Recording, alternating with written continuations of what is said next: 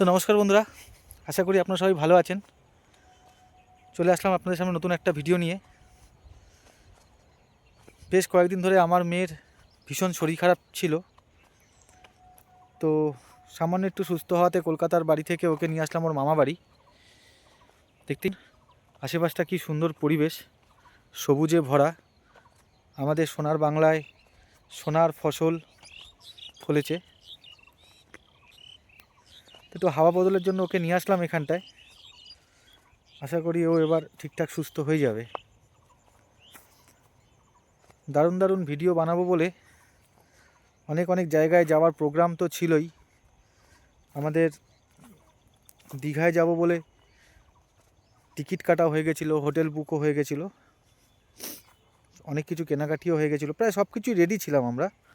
পরিস্থিতিতে এমনভাবে শরীরটা খারাপ হলো যে ভাষায় তা বুঝিয়ে বলা যায় না। মাত্র 4 দিনে সে একেবারে যাই অবস্থা। কি করব, এই কদিন আর ইউটিউবে মন দিতে পারিনি।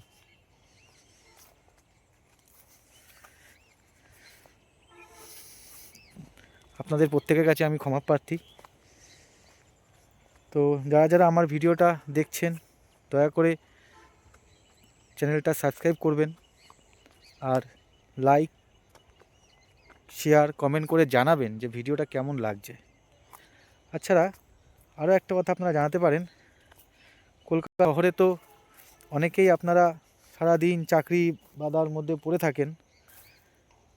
কাদের ইচ্ছা হয় আমার মতন যেইভাবে একটা গ্রামে চলে আসি, এসে কয়েকদিন কাটিয়ে যাই। আমার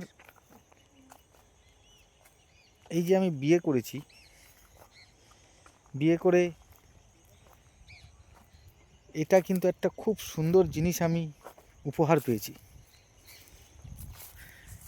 এত সুন্দর পরিবেশ, এত সুন্দর জায়গা, এটাই আমার উপহার। এই প্রাকৃতিক দৃশ্য কলকাতায় কোথায়?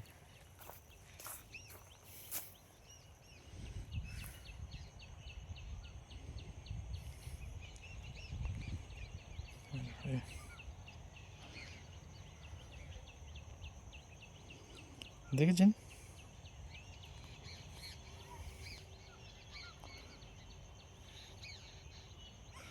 ওখানটায় মাছ আছে।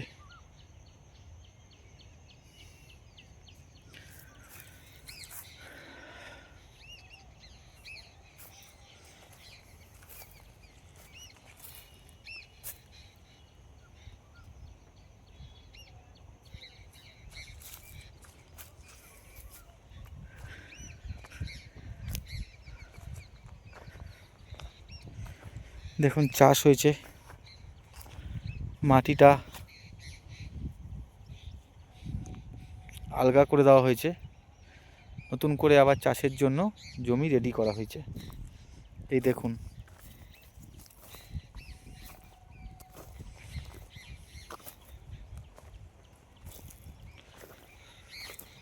কমেন্ট করে বলুন তো এটা কি চাষ হয়েছে।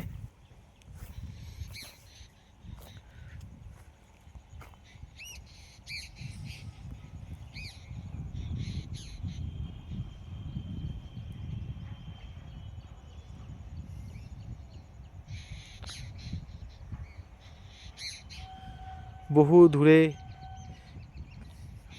কৃষক ভাই চাষ করছেন, তার কৃষিকাজে ব্যস্ত তিনি। এটাই আমাদের বাংলা, বলে না গ্রাম বাংলা, এটাই আমাদের গ্রাম বাংলা। এই যে আবার ট্রেন আসছে,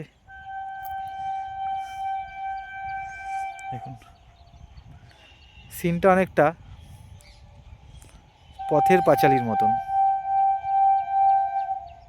এই দেখুন, আগে ধোয়া উড়িয়ে ট্রেন আসতো, এখন আর ধোয়া উড়িয়ে আসে না, কারেন্টের ট্রেন নিঃশব্দে বাঘের মতন আসে। এই হর্নটা দিচ্ছে, এই হর্নটাই শুনতে পাচ্ছেন, বাদবাকি কিন্তু আর কিছু শোনা যায় না। মনে পড়ছে পথের পাঁচালীর সেই বিখ্যাত দৃশ্য।